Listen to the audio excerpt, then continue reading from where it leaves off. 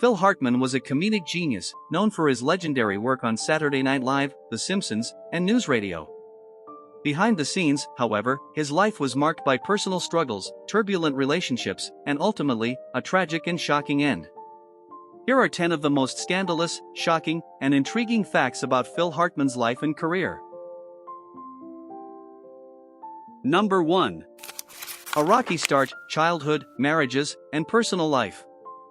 Born Philip Edward Hartman on September 24, 1948, in Brantford, Ontario, Canada, Phil was the fourth of 8 children in a devout Catholic family. When he was 10, his family moved to the United States, settling in California. He later dropped the second N from his surname, becoming Phil Hartman. Phil had an early passion for art and comedy but initially pursued graphic design, creating album covers for bands like America and Poco. He eventually found his calling in comedy through the Groundlings, an improv group in Los Angeles. Hartman's personal life was tumultuous. He was married 3 times, first to Gretchen Lewis in 1970, divorced 1972, then to Lisa Strain in 1982, divorced 1985. His third and most infamous marriage was to Bryn Omdahl in 1987, a former model and aspiring actress. Their marriage, while outwardly glamorous, was filled with conflict, largely due to Bryn's drug abuse and Phil's emotional detachment. Despite their marital issues, they had 2 children, Sean Edward Hartman, born in 1989, and Birgen Anika Hartman, born in 1992. Phil was known to be a loving but somewhat distant father, often preoccupied with work. Friends noted that he adored his children but struggled with expressing emotions, often retreating into his own world rather than addressing conflicts at home. Tragically, Sean and Birgen were inside their Encino home on the night their mother killed Phil and then herself. They were later raised by Phil's brother, John Hartman, and his wife, away from the public eye. Hartman's inability to confront problems in his personal life, coupled with Bryn's growing instability, would ultimately lead to a devastating conclusion. Number 2. The dark side of Hollywood, Phil's troubled marriage with Bryn Omdahl. Phil Hartman's marriage to Bryn Omdahl was riddled with explosive fights and deep-seated issues. Bryn, who had struggled with substance abuse for years, frequently oscillated between deep affection for Phil and violent outbursts fueled by jealousy and insecurity. She was resentful of his career, which she felt overshadowed her own failed Hollywood aspirations. Friends and colleagues recalled that Bryn's cocaine and alcohol use worsened over time, making her unpredictable. She had attempted rehab several times, but relapsed frequently. Their fights were intense, with Bryn sometimes threatening Phil. Close friends, including comedian Jon Lovitz, later said they feared for Phil's safety but didn't realize how serious the situation would become. Despite the chaos, Phil remained passive in the marriage, often retreating emotionally rather than confronting Bryn's behavior. He reportedly believed that her issues would eventually improve, an assumption that would ultimately prove fatal. Number 3. The chilling crime that shocked Hollywood. On May 28, 1998, the world woke up to shocking news. Phil Hartman had been shot and killed by his wife, Bryn, in their Encino, California, home. The devastating incident stunned Hollywood and left friends, colleagues, and fans in disbelief. That night, Bryn had gone out for drinks with a friend and returned home under the influence of alcohol and cocaine. Around 3 a.m., she entered the couple's bedroom and shot Phil 3 times as he slept, using a .38 caliber handgun. She then drove to a friend's house, confessed to the crime, and returned home. After police arrived, she locked herself in the bedroom and took her own life. Phil's death was a tragic end to an otherwise celebrated life. Their children, Sean, 9, and Birgen, 6, were orphaned and later raised by Phil's brother. The case remains one of Hollywood's most horrifying tragedies, a stark reminder of the hidden struggles behind the glamour of fame. What do you think led to this tragic event? Was it avoidable, or was it a culmination of long-standing issues? Share your thoughts in the comments. Number 4. The fallout, Jon Lovitz vs. Andy Dick over Bryn's drug use. After Phil's death, actor and comedian Jon Lovitz openly blamed fellow comedian Andy Dick for introducing Bryn to cocaine in the late 1980s.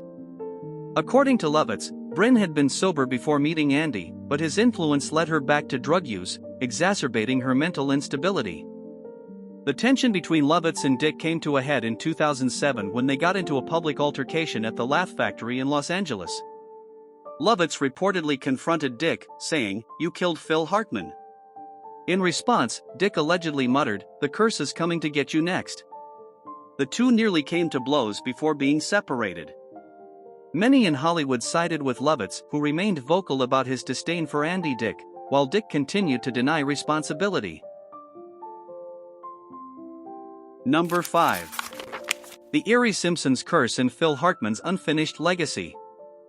Phil Hartman was a beloved presence on The Simpsons, voicing fan-favorite characters such as the sleazy lawyer Lionel Hutz and the washed-up actor Troy McClure. His distinctive voice and impeccable comedic timing made his characters unforgettable. Series creator Matt Groening once called Hartman one of the greatest voice actors in animation history. Hartman had a deep love for The Simpsons and had hoped to play a live-action version of Troy McClure in a spin-off film.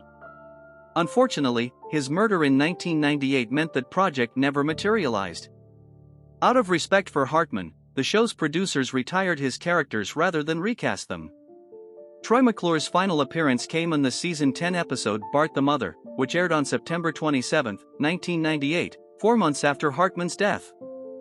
His tragic murder became linked to the so-called Simpsons curse, a fan theory that suggests bad luck and tragic events have befallen multiple people associated with the show. Other examples cited include the murder of guest star George Meyer's sister by her husband in 1998 and the untimely death of writer Don Payne in 2013. While the idea of a curse remains speculative, Hartman's death undeniably marked one of the most devastating losses for the show. Number 6. His first 2 marriages ended in strange circumstances.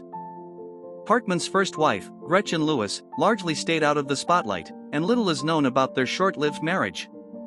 His second wife, Lisa Strain, had a more publicized relationship with Phil. After their divorce in 1985, Lisa later revealed that Phil had been emotionally unavailable, often withdrawing instead of engaging in conflict. She described him as the best man I ever knew, but admitted their relationship lacked depth. Following Phil's death, Lisa stated that Bryn had once sent her a threatening letter, warning her to stay away from Phil, despite them having no contact at the time.